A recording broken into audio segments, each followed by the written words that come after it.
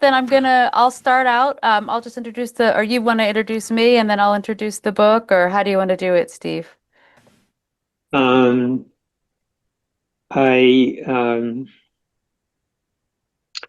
it's funny because I read a number of bios of you, but then I thought like going through all your academic credits and experience would be kind of like just playing into the,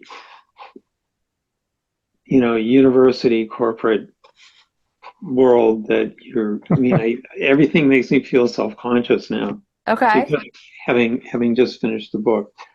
But I'll just say that in addition to the two books that we here at the MEP know, which is this one and Marx for Cats, which you came and spoke to us about, you have written, or I should say, Leigh Claire has written a number of more academic books and articles, some of which I also interest me. I want to find those and read those.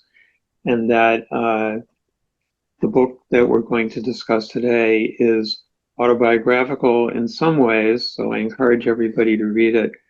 And it's kind of remarkably transparent about early, presumably first post-college job working in a corporate environment. And um, you are an accomplished speaker and writer, and just to be again given credit for being willing to write so much about this early work experience. Mm. You know, I mean, it's not like somebody writing about, you know, a summer internship or something like this. This was an actual career building job, which you proceed to ridicule and so on. So it's a real treat to have you here again um, to speak about this book. And I wish more of the people who signed up at least would be here, but they'll probably straggle in late. Okay. Well, thank you. And it's an honor to be here, but it's also just so exciting to have uh, in our collective world something called the Marxist Education Project. I'm just very glad it exists and that you guys do this work. And I think in many ways that this book is sort of a perfect book for the ethos of your project, because this book is in many ways a story about how I got into Marxism. And it was a very counterintuitive education. This is a book about really how, when I graduated from a very liberal arts school in 1998, um, what I wanted to do was work as I call it in the book. I say I wanted to be a businessman. It was a very gendered Right. experience for me, and it was a very queer experience for me. So it was the desire was not to be a sort of like 1980s Sigourney Weaver-ish businesswoman Mhm. with the shoulder pads and the hair, even though my hair sort of looks like that right now. But it was to be a businessman, and it was to have businessmen as my colleagues and to, learn from them and be like them. And uh, somehow, and I'll talk a little bit about this when I read from the book, but um, this this moment in which I graduated from college with a degree in philosophy, of all things, um, was right in the middle, the sort of, let's say, like the sort of high arc, or right before the highest point of the arc of the dot-com tech bubble. And I think of that as our sort of first real moment of financial asset inflation in an era that has been marked by several moments of these, right? Where we get this huge asset bubble forming. We're told, okay, this time it's actually not an asset bubble.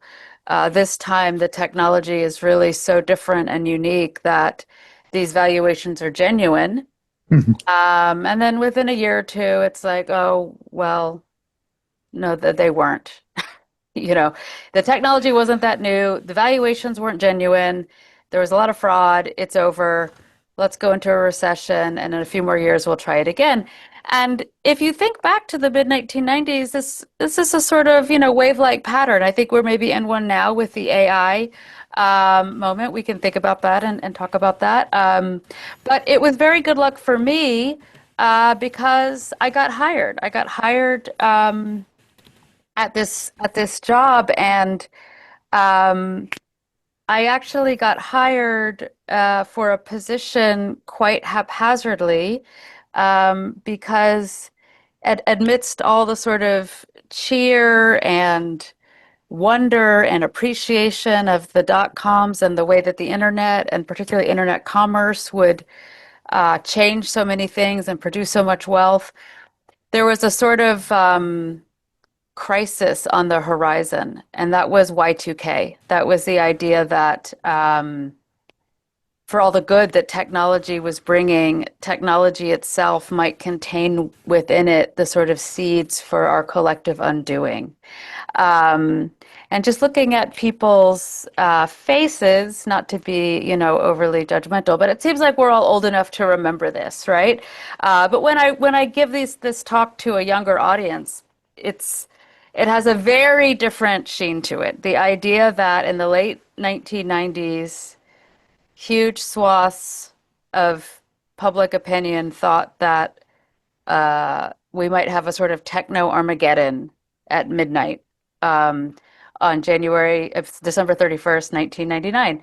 Um, and I got hired to work with a management consultancy to to produce and to organize a sort of a Y2K project for the world's right now the world's second largest advertising company. So this is a company that owns about 1,500 advertising companies around the world. Um, and this was an incredibly surreal job, and I'll go into a few of the details here.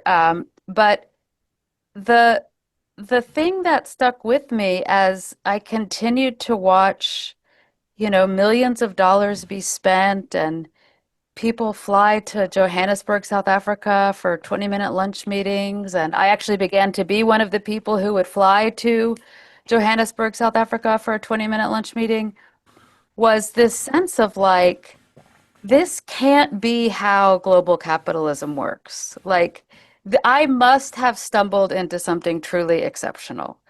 Because how is it that a 23-year-old philosopher with no accounting background, no computer background, no engineering background, no background other than reading the sort of greatest hits of Western philosophy, can be feted and fly all over the world and be taken seriously as a businessman?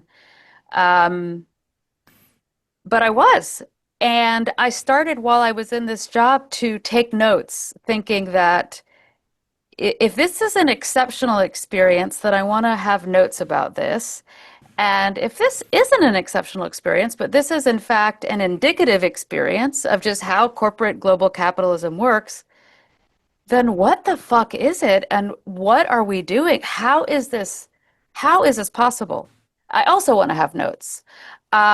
So uh, while I was at this job, I worked at this large, what I call in the book, the conglomerate. It's a large communications conglomerate. I worked there for about 16 months. Um, I spent a lot of time of my working day, as Marx would call it, writing character studies of the people that I worked with and documenting meetings and documenting our speech. And I spent about 6 months just traveling all over the world. A truly incredible experience for me. And I took notes on that. And while I was there, by the end of the of my time there, like when it got to be, let's say November, December 1999, and I think most people had come to think everything's fine. There is going to be no Y2K Armageddon. And particularly at this job, I think people thought, you know what? I'm just going to keep my mouth shut and fleece this for all I can. Like, I'll just say, hey, someone's got to go to Sydney next week. I guess it'll be me, and someone's got to earn the frequent flyer miles. I guess it'll be me. Someone's got to take a client out to dinner at a, $5,000 a person restaurant in Tokyo. Like, I'll take one for the team. Um, so I'd sort of started to think that, and I had also started to realize I have no interest in being a businessman. I have an interest in the composition of capitalism. That was a term I would say I really didn't know when I took this job, right? And I have an interest in understanding how our global economy is constructed and for whom. But I'm not going to find answers to those questions while working in corporate capitalism. Um, so that's when I after the Y2K moment came and went, I left, and I went to graduate school, and I began to research in a much different vein, questions of the history of political economy and critical theory, and so on and so forth. Um, and in fact, the first book that I wrote as an academic was very motivated by this experience, although you wouldn't necessarily know it, but it was called Scandals and Abstraction, and it's about the financialization of New York in the 1980s and how that affected literature and film and culture. Um, but this was always the book that I really wanted to write. I had this rough draft of it. It's not very good, but I had a lot of it. I had this sort of great personal archive, what is the business class lounge like in London? What is this fancy hotel like in Tokyo?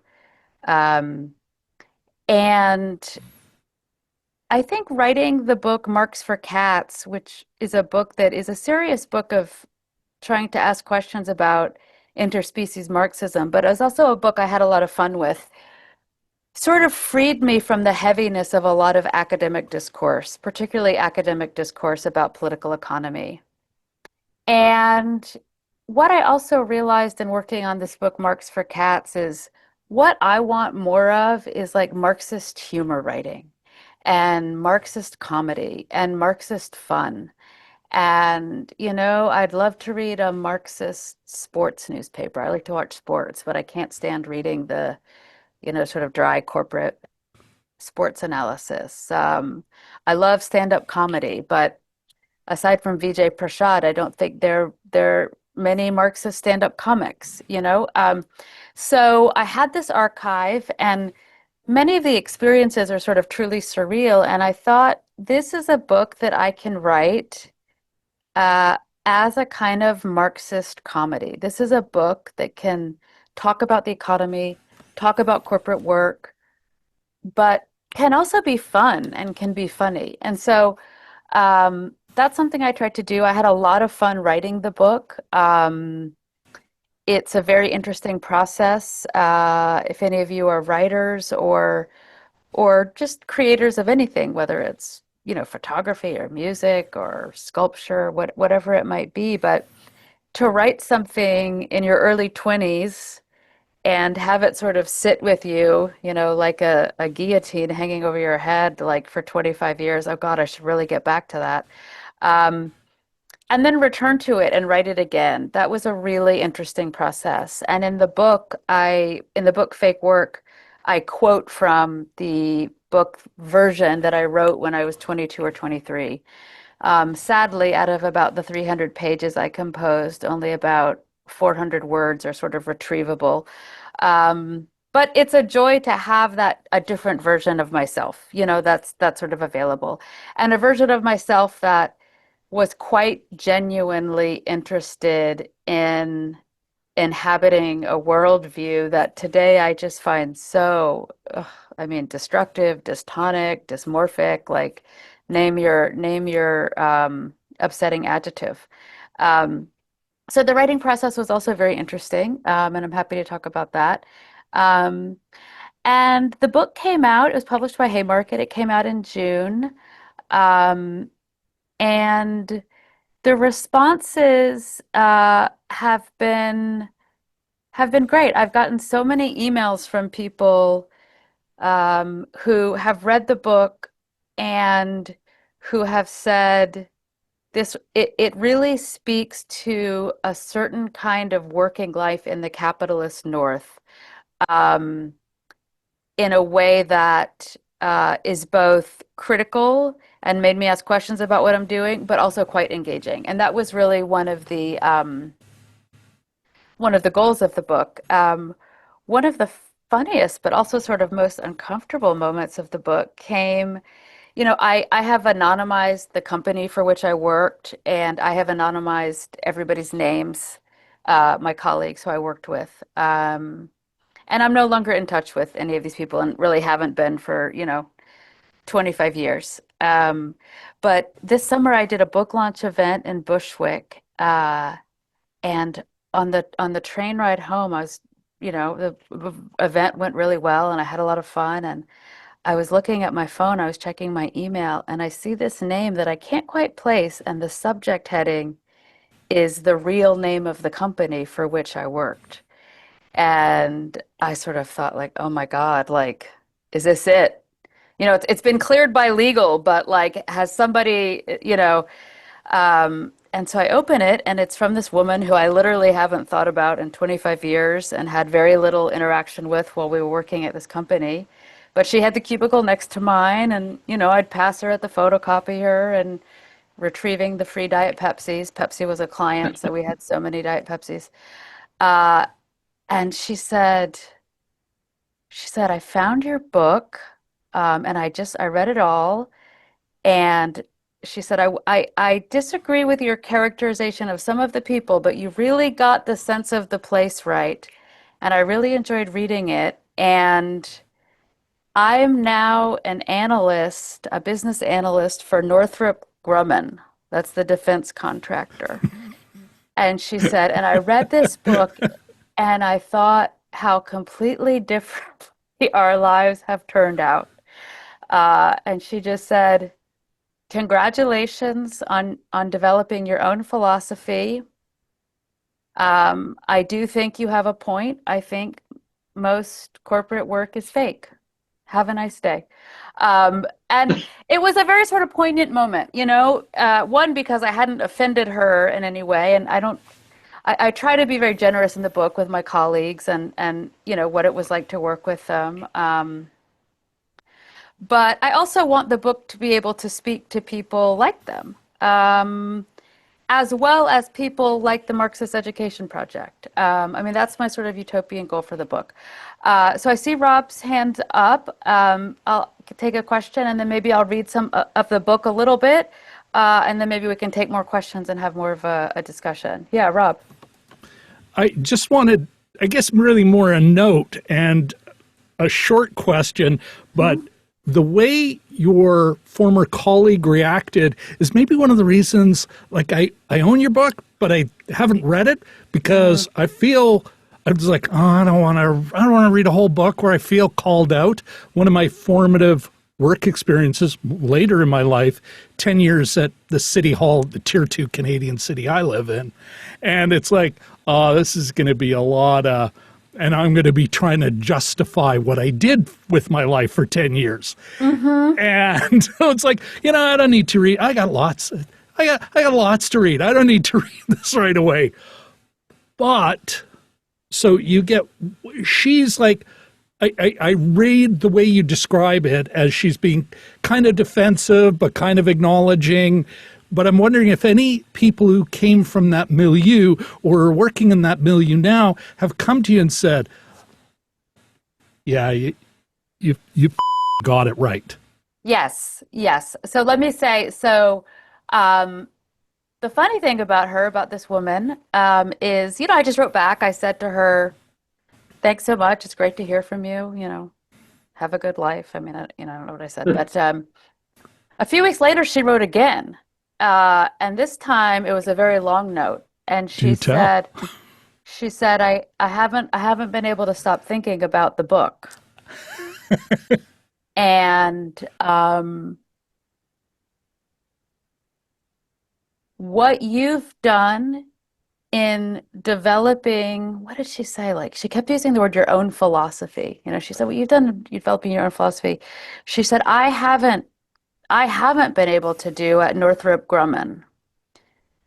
And, you know, she said, I really respect that, but it also really does make me sad. So it was a really genuine note. Um,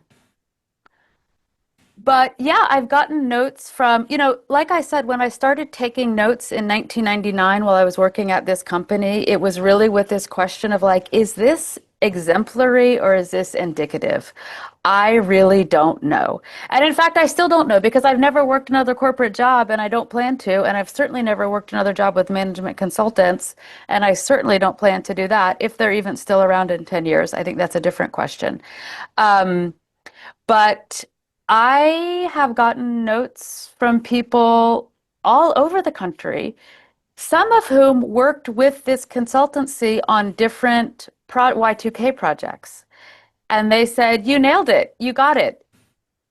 There is no there, right? I mean, now, frighteningly, I also got one from a lieutenant or I don't know military terminology, but somebody at a nuclear facility with the US Navy saying, this is what we do here, you know? And then this person said, I'm taking notes. I want to write a book like this. Like, um, so there's no, I mean, I can tell you, Rob, there's no, I think the book, it's not a kind of bullshit jobs book, right? I get asked this question a lot. Is this just like David Graeber's bullshit jobs?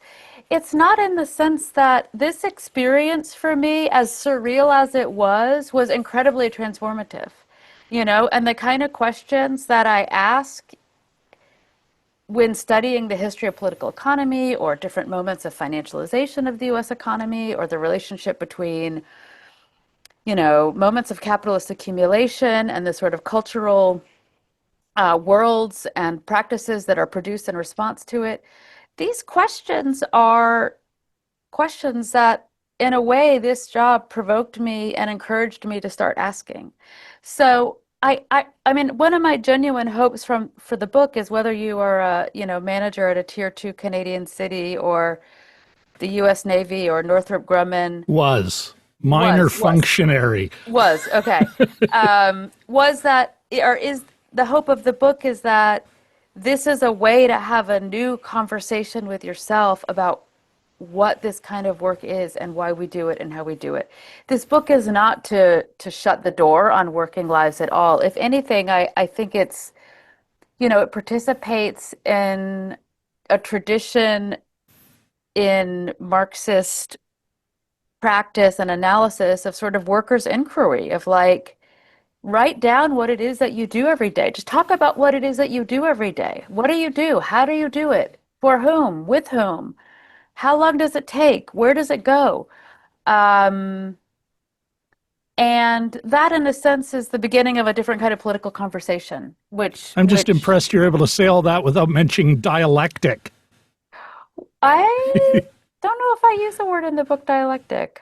No, I'm just happy you did. Yeah, I yeah, think it's it kind was- of it's one of those words that sometimes works like an anvil in prose. I might have used it. I don't quite remember. I think so.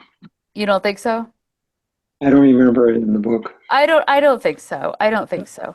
Oh, that's awesome. Because also the point of the book is to try to develop like a vernacular Marxism, right? A Marxism that you can have at the we don't have photocopiers anymore, but you know what I mean. At these sort of banal, in these sort of banal corporate moments, how can we produce out of them a critique and a Marxism that speaks to an understanding of the capitalism that we meet every day in these jobs that, you know, that we work. I mean, I went on to become a professor and an academic, and There's plenty of fake work in that field too. I can tell you that, plenty of it, more every day. Um, so anyway, maybe if there are no more comments about this, I'll read a little of the book, and if there are more comments about this, I'm happy to take them. Great. I can't help mentioning, I was in a study group last night with Steve Backman here, and one of the participants used the word dialectics. And Steve, who was moderating, said, "Oh, okay, could you like repeat that in plain English?" Mm-hmm. So that's very much in the spirit of the Marxist Education Project. We don't like to throw around jargon. We like to, Oh, with the vernacular, yeah, the yeah, we like the commonplace. vernacular Marxism. Okay, great. Um, okay, I think I'm going to read a few pages from the prologue. And I mentioned in my own introduction of the book that, I got out of college in 1998. I moved to New York City to try to um, become a businessman. So I'm just going to start reading a few pages into the prologue where I reflect on this course that I selected for myself. It's funny when I thought I was going to give a more specific introduction, I, I marked that section as, Oh, you did? and then I thought I shouldn't do that. I should let you just go where you want to go with it. Oh, So, great. I really like this part. I think it does a nice job of setting it up, of setting up the book. So yes, I'll read a little bit. So this is me reflecting on my decision to become a businessman, right? I'm quite sure I've never plotted such a counterintuitive course for myself. But the nature of its genesis mattered not. It worked, and so did I. I was hired to work, that is, on a Y2K project of all things, for a sprawling global conglomerate over whose imperial territory the sun never set. Or rather, I signed on to an anti-Y2K project, a kind of techno-prophylactic. If the end of modern technology did come on 12/31/1999, it wouldn't come for the Fortune 500 firm that employed me and placed me in its burgeoning millennial preparedness office. I bought a suit that I indeed sometimes wore. I read the Wall Street Journal on my commute to Midtown. Status meetings were on Wednesdays. That my plan succeeded for a hot second is likely deserving of its own sociological study about who advances professionally and how. But this book doesn't investigate the many variances of what sociologists of class mobility call distinction. Instead, Fake Work, How I Began to Suspect That Capitalism Is a Joke, recounts how in getting it wrong, I also got it right. Because I was interested in businessmen, just not in being one myself, or having dinner with them, or sex. The architecture of corporations fascinated me and still does. But while being employed by one, I learned that I need not personally inhabit the buildings that house them to explore the intricacies of their construction. In a stultifying working world, I became intrigued by corporate work itself. And it was there, in the most capitalized place I've ever been or likely will be, that I discovered political economy. Only its faintest shadows true, but those became my ley lines to ancient forms of knowledge, like Karl Marx's Capital, Volume 1. This book retraces my journey, detours, and there were plenty, and distractions, from Midtown to Marx and a little beyond. Fake work is real, and that the story recounted here really did happen. I was employed by a multinational advertising conglomerate from 1998 to 2000. It was filled with pseudo businessmen who, whatever their differences in personality and character, whichever professional sport franchises they lauded or loathed, shared the common goal of saving global advertising from what seemed for all the world to be an impending Y2K disaster. So important the preservation of advertising appeared to these professional advertisers that this conglomerate engaged outside management consultants, the best and the brightest, to ensure its third millennium continuation. In exchange for millions of dollars, those consultants designed and implemented a process, it was actually called the process, to ensure that come what may on January 1st, 2000, television commercials would run, billboards would stand tall, and 25 to 30% of every newspaper page would feature not current events but opportunistic come-ons for products and services. Said hired management consulting firm, it turned out, was a fraud. But Y2K, it turned out, was also somewhat fraudulent. The world made modern by computer technology might have collapsed when the clock struck midnight. Seriously? Was the world's technological infrastructure being driven by Cinderella's coach? Nor has advertising ever held a place in the pantheon of those industries considered essential to the flourishing of a democratic, compassionate, and educated society. Even the economy in which we were daily immersed in the late 1990s wasn't entirely legitimate. Fake work recalls each of these aspects in what remains a surreal time in American economic history, and in my personal history too. One could say that fake work is a real story about a fake one, and it's a tale I've wanted to relate for some time. Because even as I toiled in corporate Midtown in the late 1990s, I had a sense that something was amiss. Not everything, which would have been more accurate, but a few things. That's why I began keeping notes, a business journal of sorts. Write enough and you've got a book, I soon learned. That book, my first and worst, the one I accidentally wrote in a Midtown skyscraper in the late 1990s, was never published, a fact for which I am thankful. But this book, the one in the here and now, Fake Work, is based on that one and uses bits and pieces of it as a documentary evidence of the white-collar life I once led. Few would believe that during the corporate yarn I'm about to unfurl, I regularly flew to far-flung locales, like Santiago de Chile, for 20-minute lunch meetings. I'm glad I still have the itineraries. Many would be surprised to learn that Fortune 500 status meetings don't have the academic rigor of a Cub Scout bake sale. I possess agendas.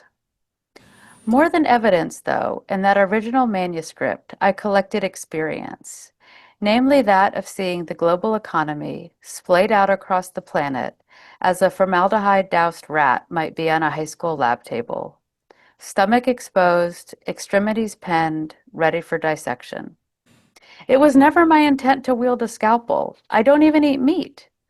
But let us say my hand was forced by the situation, one in which capitalism's most feted concepts, efficiency, merit, work itself, seemed at their best punchlines to good jokes, but they weren't usually at their best.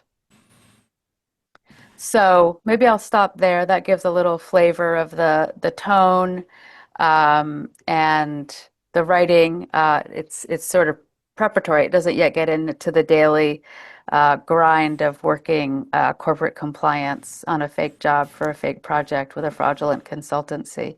But there's plenty more of that where that came from. It's lovely.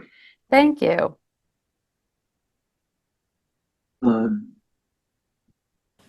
have so many things to say, and I'm trying to stay quiet.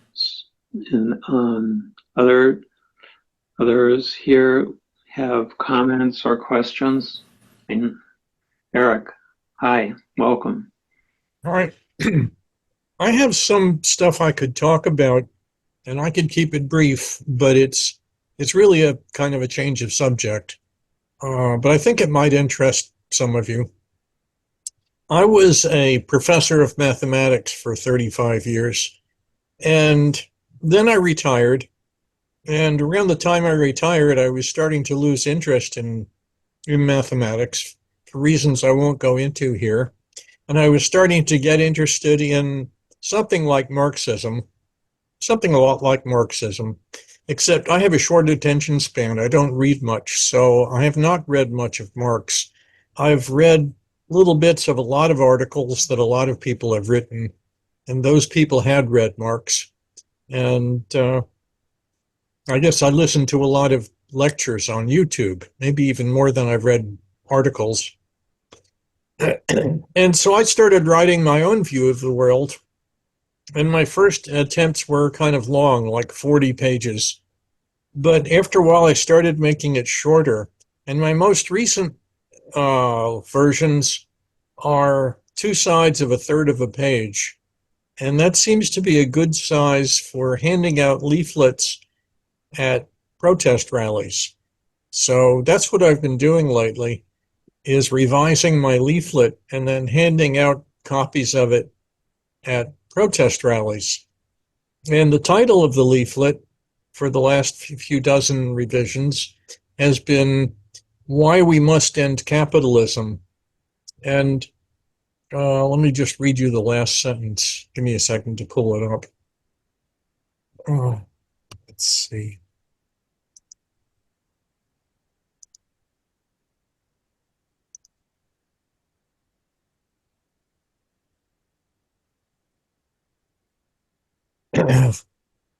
The last sentence is, keep your message short and simple, as I've tried to do here. So that has become the work I've been in since I retired. It's so some of my friends asked me, well, are you going to write a book about this? Now, I wrote 2 big fat books about mathematics back when I was a professor of mathematics.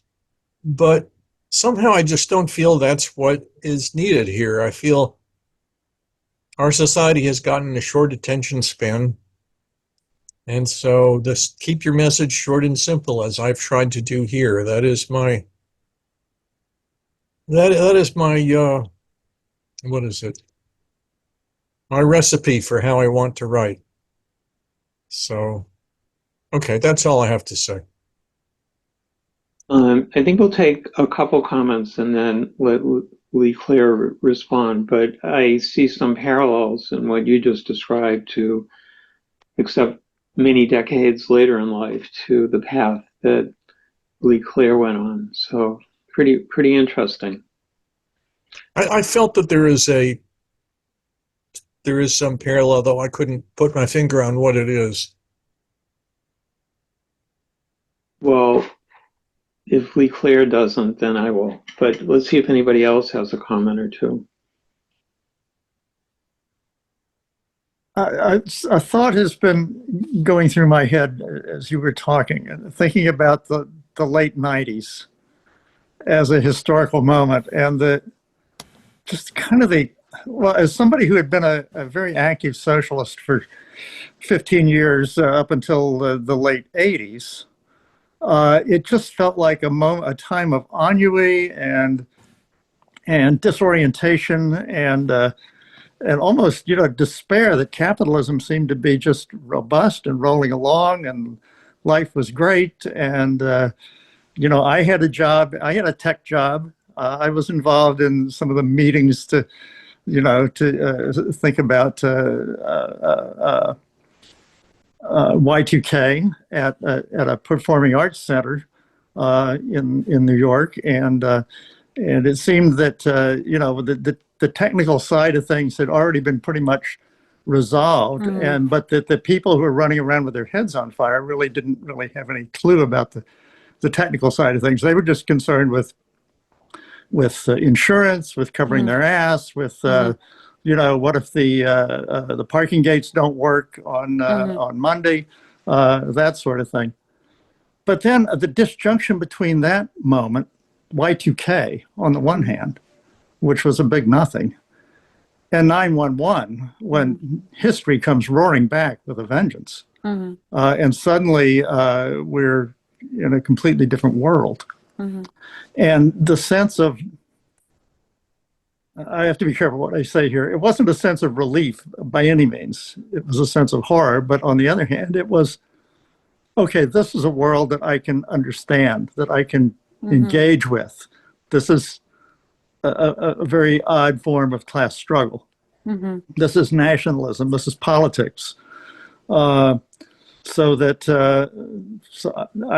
I'll just stop there. I don't exactly know where I'm going, but the juxtaposition of Y2K on the one hand and 9/11 on the other seems to be worth exploring, maybe. Yeah, and I'll just respond to that quickly. I talk about that even in the introduction to the book Yeah. because, it's in the mid to late 90s, you have this sort of Francis Fukuyama, the sort of Thomas Friedmanization of the Francis Right. Fukuyama thesis. Okay, it's geopolitical crises are over. Um, Technology is abundant. It's cheap and becoming cheaper. The world is flat, right? Remember that book? We Yeah. had the globalization discourse. Everything is easy. Everything is amenable to a kind of um, capitalist consumer accumulation. Like it might not have touched every corner of the world yet, but it will. And therefore, there'll be no more wars. Everyone is on the same page. The stock market will rise forever. Um, and then the only worry is Y2K.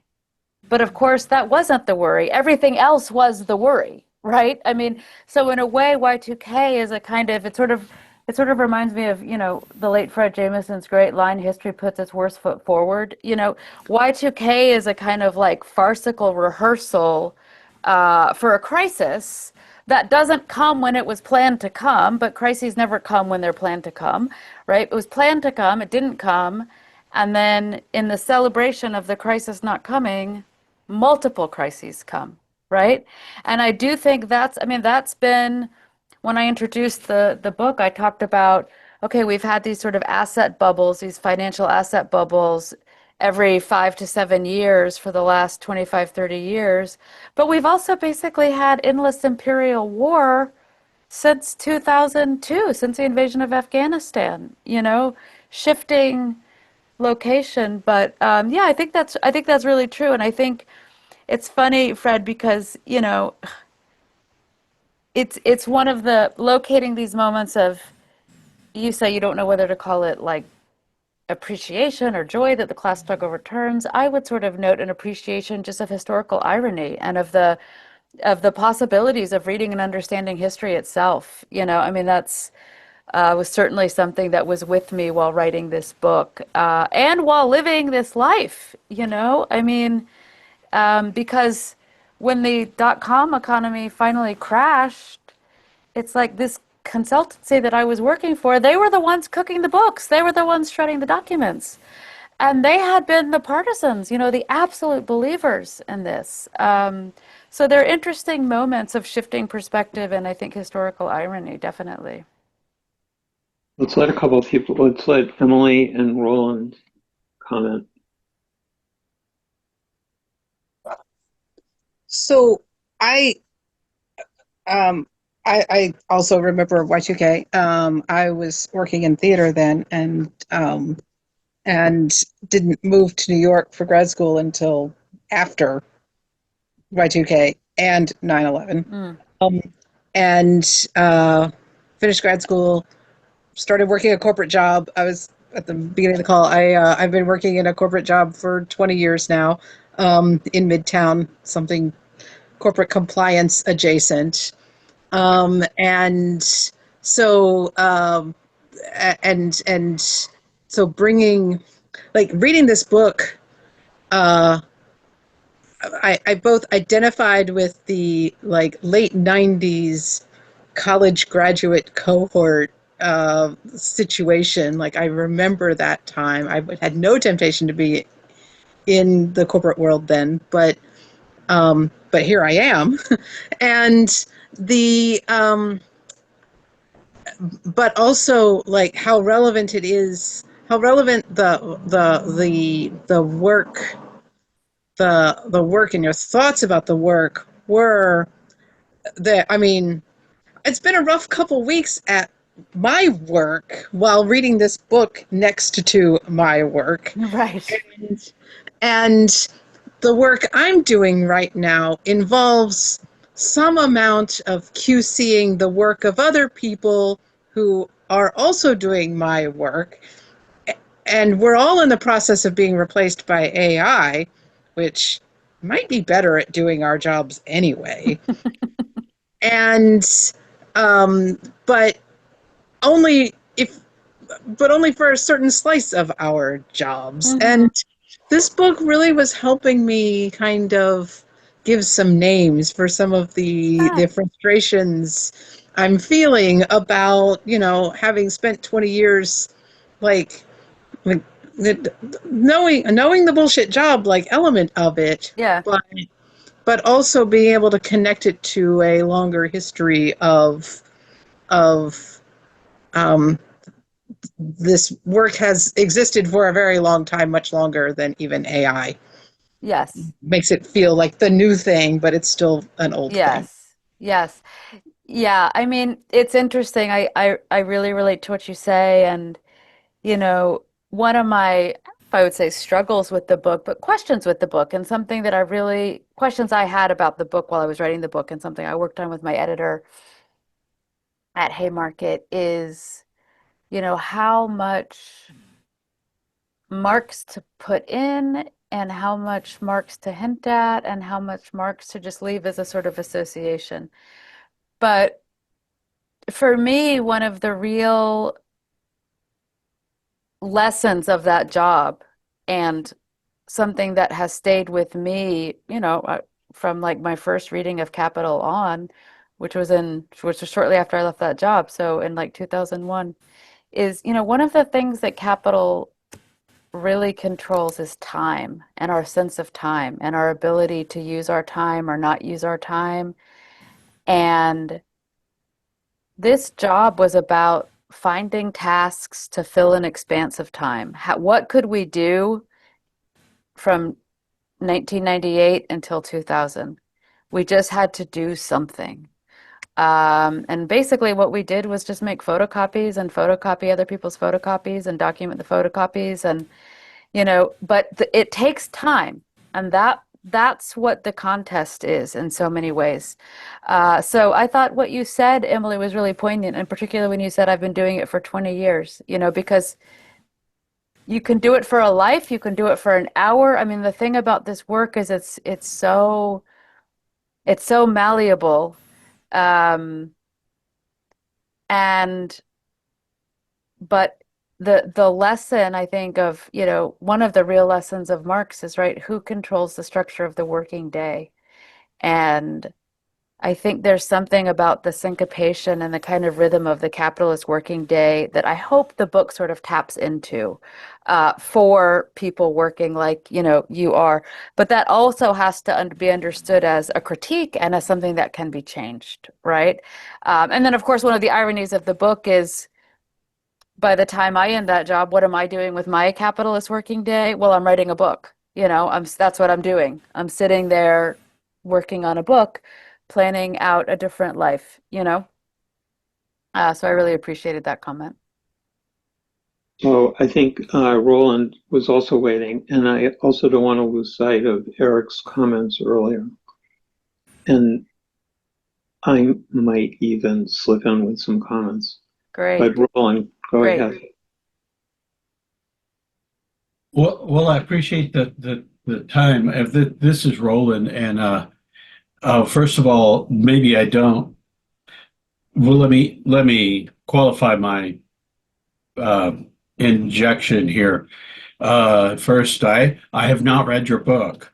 I came to the site by virtue of a friend for some time, long friend on Facebook, who lives outside of London, and I'm currently in Sacramento, California. So he suggested I check this out, and so I did, because he thought it might be, something I've been, and indeed I am. And I'm not here because it's like, well, I want to find out more before I choose to read the book. That's not exactly how it is. But it remains the case that I'm intrigued by the brief abstract I saw on the MEP site, and so I would like to see if it comports to my burning thoughts on this whole Marxist trip and so on. So that's why I'm here. And so I say, hey, I haven't read the book, but I would like to. And But I would like to offer that I don't come from experience terribly similar to yours in as much as, well, so I graduated college in 2000, but I graduated later than most people. I was 40 years old when I finally got a bachelor's degree, but I came in with the idea that I thought that GIS would solve the world. And so it was only later in life that I learned about this thing called data science, which kind of excited me at the time, which I think would be something that might parallel some of the ideas and what I hear about your book thus far, that might um, support some of it. But I come from very specifically a world of uh, not management technocrat. And in that world, I kind of had an aha moment a couple of times. One, before I actually finally decided to cut my hair and get a job, and get a real job or whatever. And I finally buckled down and got my bachelor of science degree. And I left Austin, Texas, and got a real job out in California. And while I had been a failed whistleblower in the city government in Austin, I came out here only to discover later on I would become a failed whistleblower in California state government. And there was a theme that ran there that I came to discover was that even though I was like, the poster child of, I think that GIS could save the world, I came to discover as a government technocrat worker guy that my job was fully a fake job. And I really wondered why that was, but I had this huge aha moment because I wound up in this job where it's the Wildlife Conservation Board of California, which really sounds like from the outside, probably a very, not so interesting, whatever technocratic job. But there's a couple of what I feel are important things there. One is that they control a significant amount of resources, that is, particular capital resources, large money pools of props and foundations and funding, and basically hundreds of millions of dollars are warehoused and then siphoned through the Wildlife Conservation Board for both development and acquisition projects and so, but this is all about, I guess we would call in a hand waving way, green stuff, right? Environmental stuff. But being the guy that ran the quarterly things of the meetings every 4 times a year for the Wildlife Conservation Board, where they would allot these monies, I saw this very interesting, from a kid that grew up in Austin, interesting thing is that the same people every quarter would show up. I mean, that is, I would recognize these characters that would come to the meeting, and they would be of generally 2 stripes. There would be the Republican folks who came to the quarterly meetings of wildlife conservation, and there'd be the Democrat folks.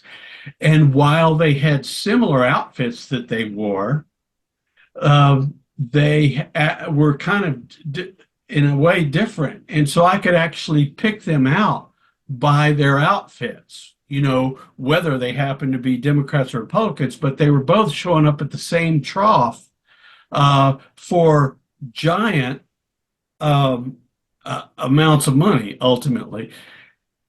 And what it dawned on me in California was that actually this issue that I'd been wrestling with since, I was a youth or whatever, was that this stuff like maybe you've talked about in your corporate world in your book, that it goes kind of broader and deeper than that, in as much as it's the folks with money,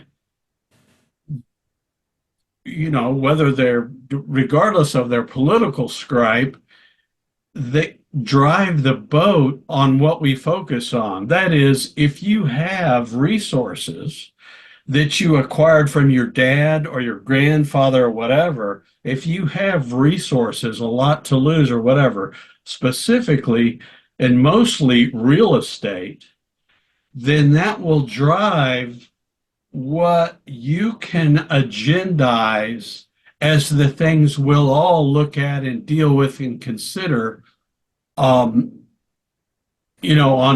some level. And that was kind of an extraordinary revelation to me, that it was, only at the age of 40 that I began to realize that it really didn't make a difference at some level. And that whole idea of what we consider,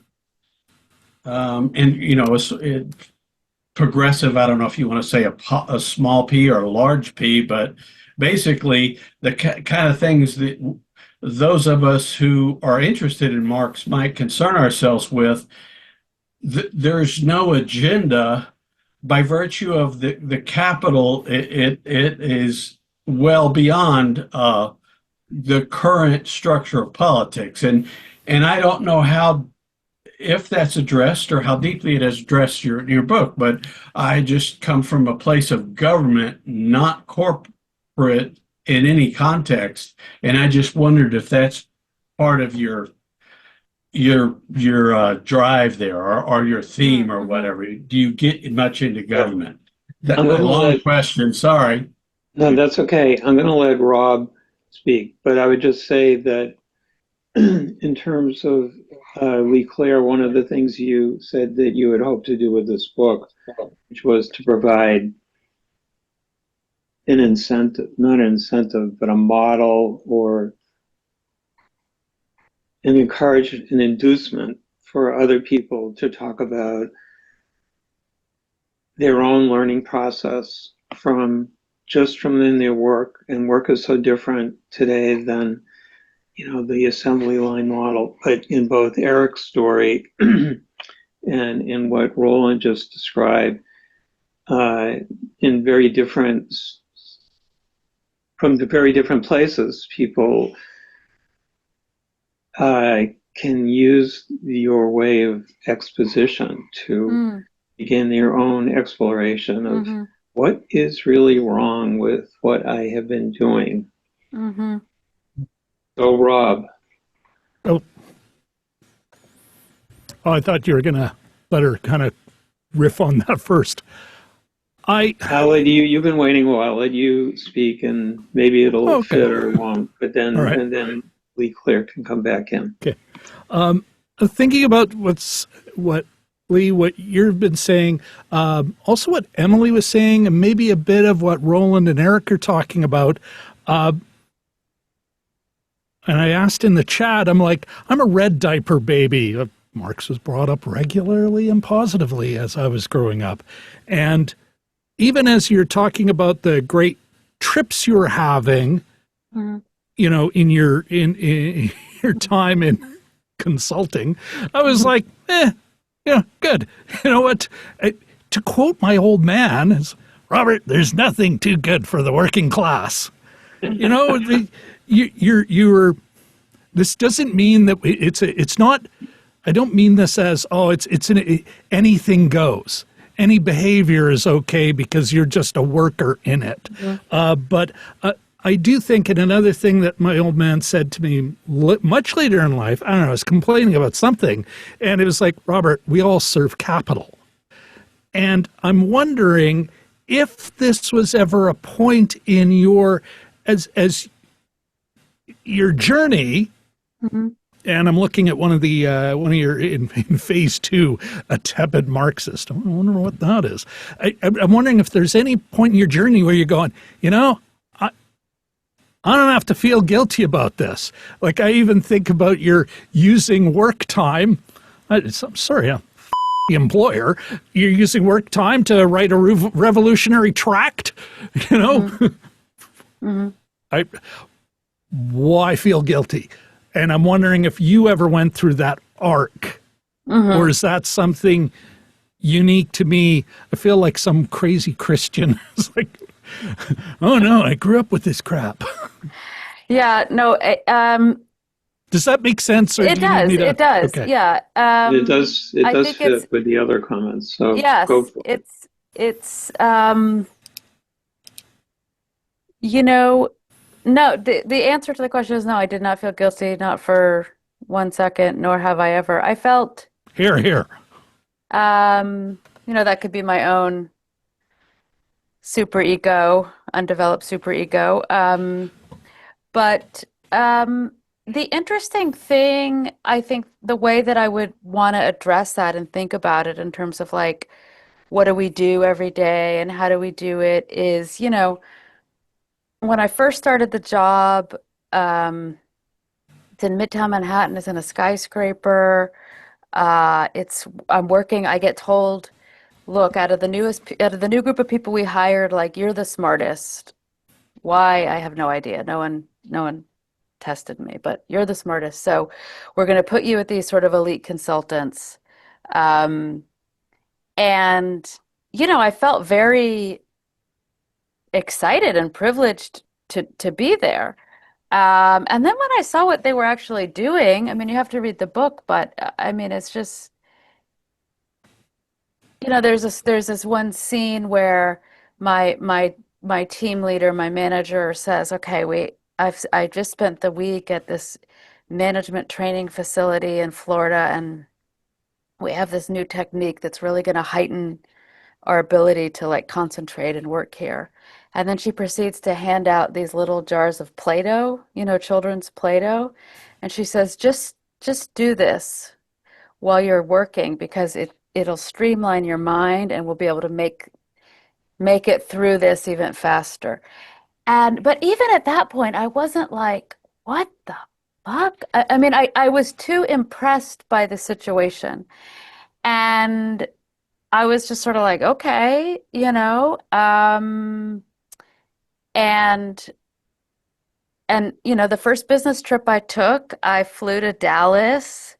I flew first class. We flew to LaGuardia first class, and we check in at the Four Seasons. And Dallas, it was like, it was January or February, so New York was cold, but Dallas, it's not like the tropics, but it was warm. And we check into the Four Seasons, and the guy says, "Hey, you've been upgraded. You have like a villa, And I just thought, like, I don't even know what this is, but this is, whatever it is, this is just incredible. But I couldn't tell, do other people find this incredible, or is this just what it means to do this work? And as the travel got more and more surreal and extravagant, like just for one example, like I stayed in the Ritz-Carlton in Hong Kong for 5 days. My God, it's amazing. Like being in Hong Kong, like, the corporation, the conglomerate, they have this rule, like if you get in on a Friday and you don't have your meeting till a Monday, you get special weekend dispensation to enjoy yourself because you should be at home with your family. And so part of me was just like, I could realize, like, I'm never going to be at the Ritz-Carlton in Hong Kong. I don't know why I'm here now, but I'm never going to be here again, But what was more interesting was trying to figure out, is the team that I'm with, are they enjoying it like I am? And I don't think so. I think for them, they construct it as, in their mind, this work that I am doing as a consultant is so crucial and so pressurized and so necessary for the good of not only Western civilization, but global capitalism, that the least this company can do is put me up at the Ritz-Carlton. That's the minimum for what I'm doing for this company. But at another level, what I began to realize is even though they never addressed it this way, and they would never allow themselves to enjoy what they were doing as a form of enjoyment. But what I realized is, okay, what these people do really enjoy is accumulation, and they enjoy accumulating frequent flyer miles. And that for them is, it's an entire separate economy that they participate in. And, if you look at the Wall Street Journal today, it's like they have whole advice columns. What credit card should you get? When should you upgrade? How should you, conduct yourself if you want a suite versus a lounge? I mean, so that it was interesting to me as a sort of ethnographic experiment, but no, just the answer to your question is I never felt guilty. When I went to Hong Kong and I was at the Ritz-Carlton for 5 days, I even brought my girlfriend along with me. Like I am used to such a different kind of like to have an expense account that like you can spend $1,000 a day or whatever it is. It's like my girlfriend and I, we got on these little 50-cent ferries and went to these different islands outside of Hong Kong and ate, noodles. Like I couldn't even imagine it in a certain way. So I was able to stay in the role of sort of observer, participant observer. And it's true, I've never stayed in a hotel like that again. And nor, as I really get into midlife, do I imagine myself doing that. But again, it's an experience that I'm very glad I had, and it's been an incredible experience for me in the kind of ethnographic and anthropological analysis of business people and of class consciousness that I have done, Do you think, do you think your coworkers were spending their extra time that they managed to carve out of this critical mission work, critical, this maximum utility work, figuring out how to maximize their points? Yeah. Is that what they were doing while you were writing your revolutionary, yes. do your revolutionary praxis? 100%. That's what they were doing. 100%. And, I could write a book about this. I mean, just because in a way it's like, it feels so like here are these businessmen, they're making hundreds of thousands of dollars a year. They fly all over, but what these corporate points are called, they're called rewards, and that's how I refer to it in the book. And they want to be rewarded. They want to constantly be told you get a reward.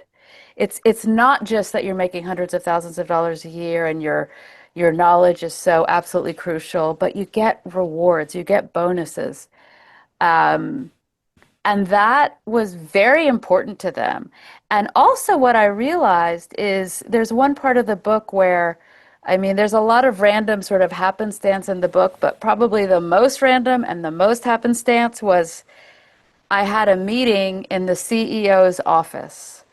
So I got to meet with a member. The CEO himself was not there, but I met with a member of the C-suite. That's like the CFO, the CEO, the CTO, the COO. These are the people who don't make hundreds of thousands of dollars. They make hundreds of millions of dollars. And it was so random that I was there. But I was sitting in his office. The guy I met with was under construction, and the CEO was gone. So we met in the CEO's office. And I remember thinking, he doesn't need rewards. He's on a different level, And these middle managers that I've been running around with that constantly need rewards and constantly need to be told that they're going to be rewarded and constantly need to accumulate these sort of petty points and trinkets and all the rest of it.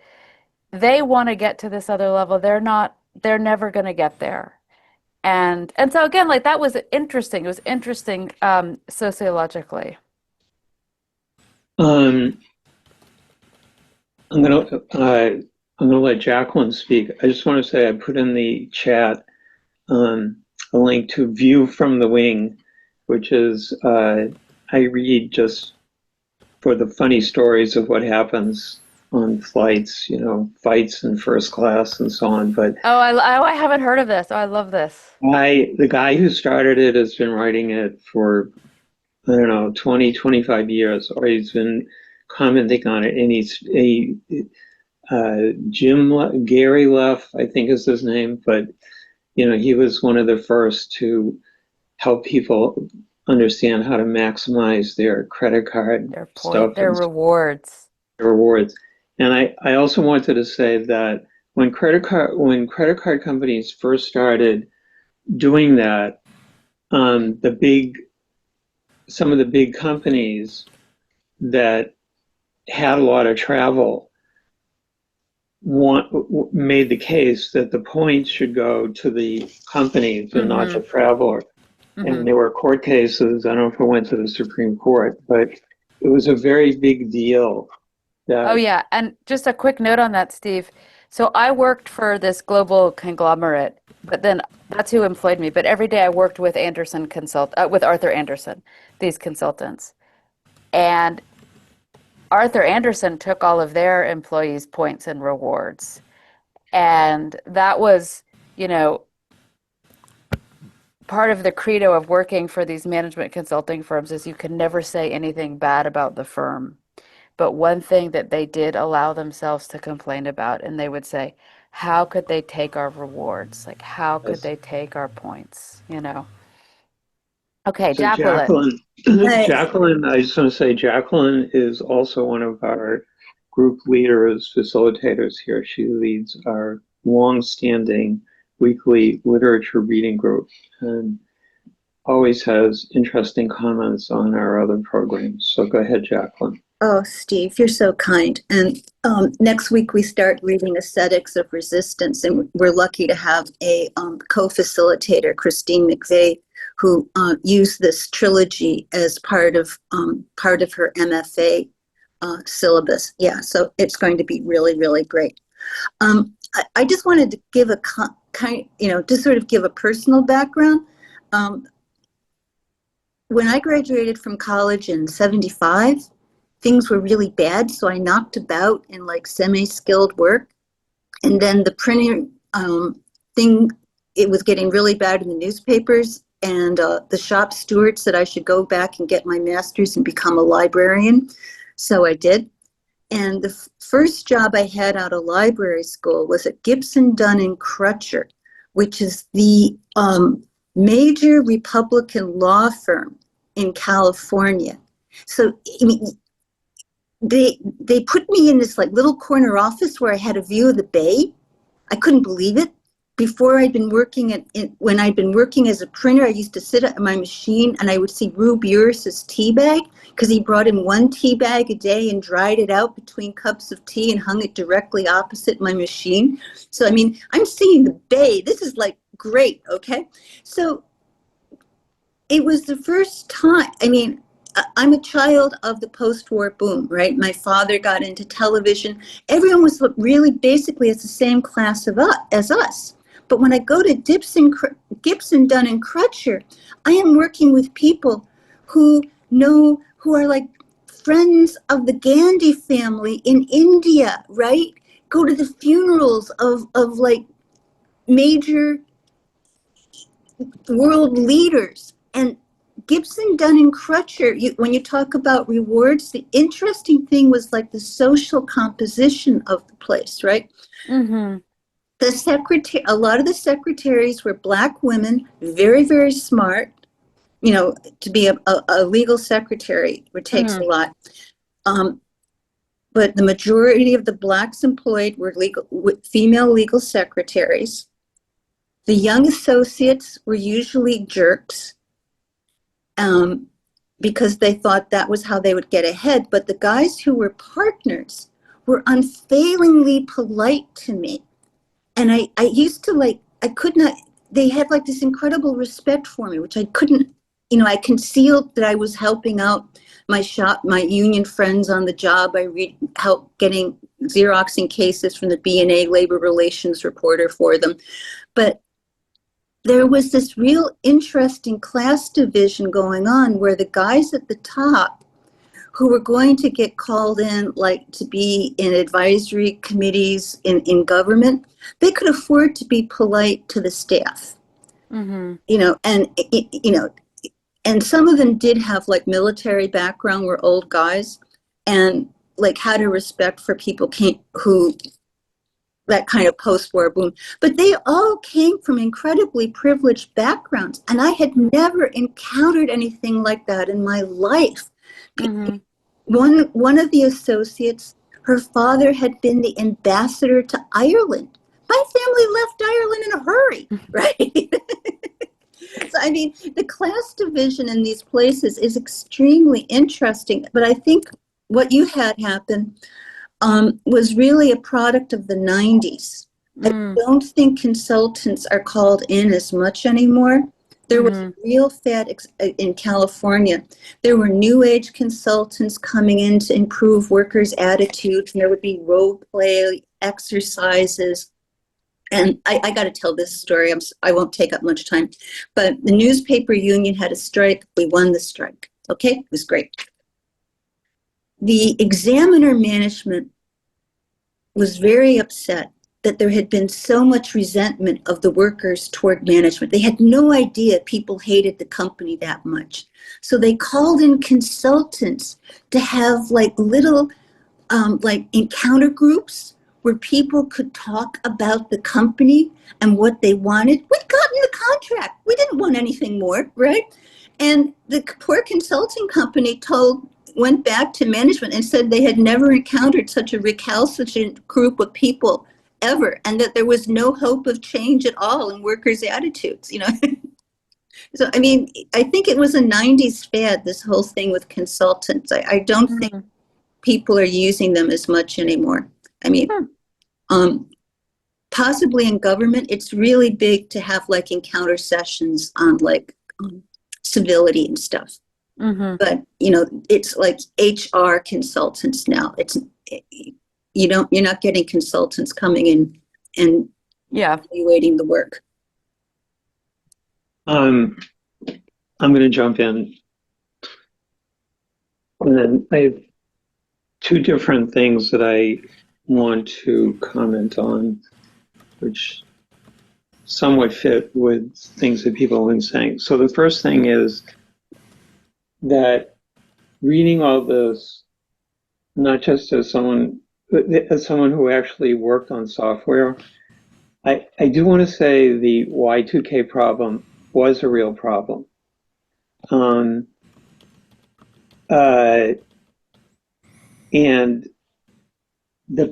there's like paradoxes within paradoxes about it. The Y2K problem mostly affected the oldest software that corporations were still using, like airline reservation systems and so on and so forth. And those systems, they no longer had a lot of people that knew how to work on them because they were the most reliable. So even though in the public mind, people are saying, oh, everything is so fragile, they can't even fix their dates, it was partly because those things just kept working. And young people who were going into software were looking for new problems to solve. The new software that people were creating in the 1990s and beyond, like the failure rate, which continues to the present, is phenomenal. You know, there are statistics like something like a third of new software corporate projects never finish. They're abandoned before they're finished, or they're launched and they have terrible disasters. And the other irony about this is that, which really struck me reading your book, is that you guys at Arthur Andersen were trying to analyze the impact and like a giant cover your ass kind of problem. The people who are actually working away at remediating the problems were mostly, I don't want to say mostly, but in large numbers were like community college students who got 2-year associate's degrees in programming And I know that because, I was, before I got laid off for union activity, I was helping to run a labor studies program at a community college. And they were always trying to get me to teach computer programming because they knew I had that background, but I didn't really want to do it. But yeah, they were turning out thousands of people who were being trained to work on this 20, 30-year-old software in order to fix the Y2K problems, while the people, I don't know if they were at the level that Jacqueline was talking about, but you were all college educated, sophisticated people working on these spreadsheets, trying to identify how serious the problems were going to be, and so on and so forth. Well, meanwhile, in another part of the universe, tens of thousands of people were remediating the problems. But then the third contradiction was something that you talked about in the book, which was, meanwhile, all this work to get ready for 1/1/2000 overlooked all these other things which were about to break out, which Fred, you also talked about. And yeah, it might have been a mess if airplane reservation systems broke down and so on and so forth.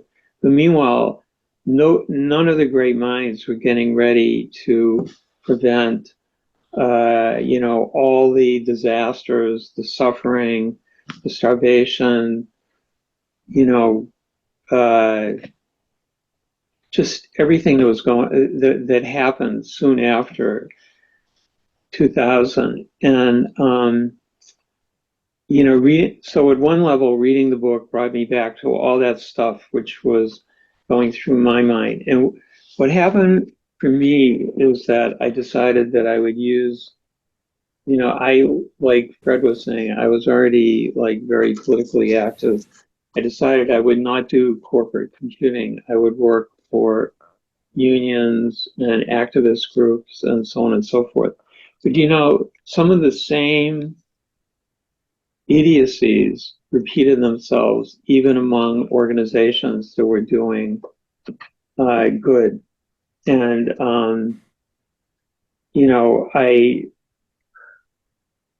I worked on fundraising for one of the big Ivy League schools, and week after week, I would say, I don't think we should do this. This is like a waste of time, we're just burning through hours. And the guy who was the director, I mean, it was so long ago, it doesn't matter. This was at Yale. I was a consultant. The guy who was the head of fundraising, he would say, Steve, we have to raise $1 million a day. And if I say we need to do this, we're doing it, and it didn't matter whether the professional people thought it was idiotic. He had to justify it. Mm-hmm. Mm-hmm. Yeah. And then one other example, because I ended up doing a lot of work for youth organizations, which suited me a lot better. And the people who actually do the work, some of whom are college educated, some of whom are not, but the people who are the youth workers, if they're going to put time into using databases, they wanted to help them to do their work. But the foundations, from the biggest national ones on down, who were driven by some of the same thinking that goes into corporate thinking, they wanted things like attendance. We're giving these kids all this money. We have to know that they're showing up. So predominantly, youth workers are meticulously recording attendance data in order to produce reports to foundations, which is not what they need in order to do a better job with their work. And I could go on all night, but the even when you get down into the details beyond just proofreading spreadsheets and all this other stuff, there's just enormous amounts of misdirected energy that in the end is driven by, corporate thinking. In the case of nonprofits, it's corporate board members who wind up on the boards of Oh, yeah. nonprofits or Yeah. wind up retiring and go to work for foundations. Yeah. Yeah. I'm not surprised. I think I've gotten a few comments from people who worked on Y2K, and they said, and I think actually Fred said something like this at Chicago. I probably should have had a paragraph or two saying like, yes, this was also real, and yes, people needed to fix it. That's not what I was doing at all, but obviously there is a reality there that I think I should have attended to a little bit differently. Um, and I think the only thing I would say is, what's so interesting, Steve, about your comment when you say, well, this is just, there's so many wasted hours, wasted weeks, wasted months, wasted year. It's, in a way, of course, that's true. And then in another way, once you're in a sort of system of capitalist accumulation, there is no waste. It's all money can be made off of anything. It can all be productive. You can have people it's like what Keynes said, pay half the country to dig up bottles and the other half to bury them. Like in a sense, I mean that in a sense is what we're doing, and there are a million points of the story that I told in the book where you could have like an interjection of like, okay, what really happened there? And one of my favorite ones is I talk a lot about in the book how we spend all this time filling out spreadsheets and then photocopying them and then documenting where they went. But the most important thing was that the originals went to a climate controlled data document warehouse in New Jersey. And they were going to stay there for 7 years after, just in case somebody came back with a lawsuit. I just got an email just like 2 weeks ago from a guy who said, I read your book. He said, just so you know, he said, I actually worked in a document warehouse in New Jersey in the late 1990s. And my boss was so happy. He thought, with Y2K, everyone's going to need to store their documents. They're going to send them all to us. I am going to make millions off this thing. And he probably did. But what was so interesting is this guy who wrote me said, that work is really tough. You get these trucks coming in with however many blocks of documents.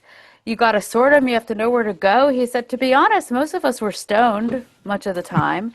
We're all, 21, working in a parking lot in New Jersey, unloading boxes of documents. He said, half the time we just lost them. We just dumped them in a dumpster and called it a day. He said no one was really paying attention. And it's like, what a fitting epitaph for the whole thing. Like if we can just secure the documents, we won't get sued, but we've got to have a really secure place for them. But we can't pay the people securing them well. They're all teenagers who are high. I mean, where does it stop? It stops with a revolution, I suppose. Well, I also worked in a factory for a couple of years, and I worked in shipping and receiving. And our goal was to get assignments that involved going into the back storeroom. There you go. Get stoned. And if now, we happen to some put the things don't change. Right. If we happen to put things in the right places, that would be great. But otherwise, when we would have to find them a half a year later, we would just take more time. There you go. Fred. Yeah, Fred. There may be an incentive developing here to think about what would non-fake work be like, and in the most general sense. What if working people could democratically and participatorily decide what they needed to do, what needed to be done for the good of all working people, good of society? How would work life on a day-to-day basis change? And how would all of this tremendously expensive waste and be reallocated Mm-hmm. to, Yeah. to meet the needs of society. Yeah. It's kind of mind-boggling when you think about it, and you think about, the question always comes up, but well, we still live in a world of scarcity and Mm-hmm. blah blah blah, but and then there's this fake abundance discourse that has Mm-hmm. permeated the blogosphere for the last year or so. Mm-hmm. But true abundance would be what could be achieved if all of this wasteful work and effort and product were eliminated and Mm-hmm. reallocated to the public good. Mm-hmm. Yeah. Absolutely. Absolutely. I just want to say that usually I see some people are leaving. Yeah. It's sort of variable, and that we Yeah. don't want to exhaust you. You probably have to teach in the morning, but we usually target about an hour and a half, and Okay, then great. if the discussion is still going, then Yeah, I'm ready to wind down. Yeah, thank you. Maybe okay. we have a final comment from Roland.